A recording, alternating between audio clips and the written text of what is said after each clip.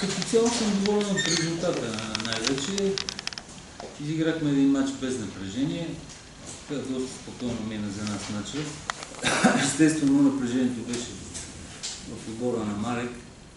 Единственото съжалявам, че много късно вкарахме втория гол, а можеше и по-рано първи гол да вкараме и втори гол пред първото по време. Мисля, че имахме много добри ситуации. Второто по време по същия начин започна, вместо да вкараме втори гол малко по-рано и да приключим с матча, просто пропуснахме още 2-3 100% положения, които поизнервиха матча. Марек нормално беше да искат да вкарат гол и да спечелят матча. В това отношение подходихме малко малко несериозно в дадени моменти. Лекомислено пропуснахме тия ситуации. Пак казвам, можеше да приключим матча много по-рано и да го играем по-спокойно. И да вкараме повече голове. Като цяло, мисля, че съвсем заслужено взехме матча. Господин Спасов, вашата подготовка очевидно е насочена към финала за Купата на България. Да, нормално е. Днес дал възможност на други хора да влезнат в срещата, да започнат. Различен състав пак от предишни и последни за Купата.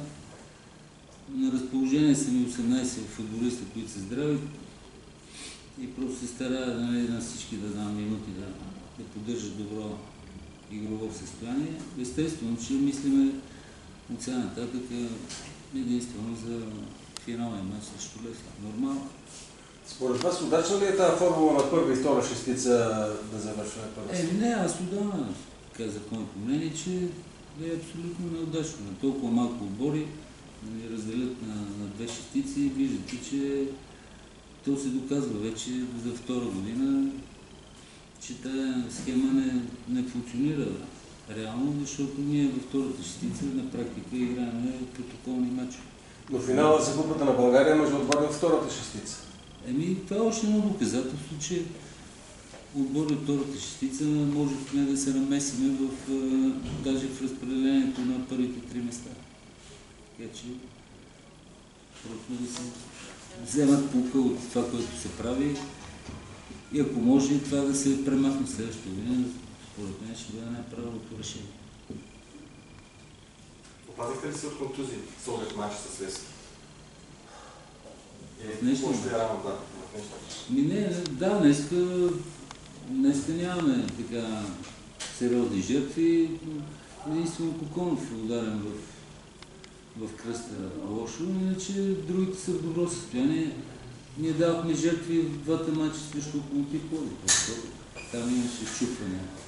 Ключица, там излезна трайно Стефан Станчев, който е много неприятно. Преди няколко дена Райков има щупени пръсти на ръката. Там давахме жертви, което не беше добре. Такива непредвидени контузии, които не зависят от нас. Треньорите най-вече. За съжаление, това е футбола. Но разполагам с футболисти, всички останали са здрави, така че нямам притеснение в това отношение. Беше по-добре да имам още една-две опции, но това е ситуацията, не се оплаквам. А Симеон Райков ще бъде ли възстановен за този матч с Левски? За матч от първенството мисля, че няма да бъде възстановен, защото е с гипс и така че мисля, че първи матч няма много да използва. Дано да се оправи до финал. Все пак още не знаем и датата и деня. Вие държите на 24-ти да бъдете? Не, аз просто го казвам като факт, че е почивен ден и много повече хора да дойдат на матча. Това е аргумент. Иначе, според мен трябваше да се реши много по-рано датата и мястото на града. Сега ще има спекулации, ще има доволни, недоволни. Ако беше решено много по-рано или в началото на годината, нямаше да има коментари по този въпрос. Ние не знаем даже първенството след 18-ти нямаме дати, назначения и дни, така че не е само купата проблеми. Доста неща не са предвидени предварително. Други въпроси?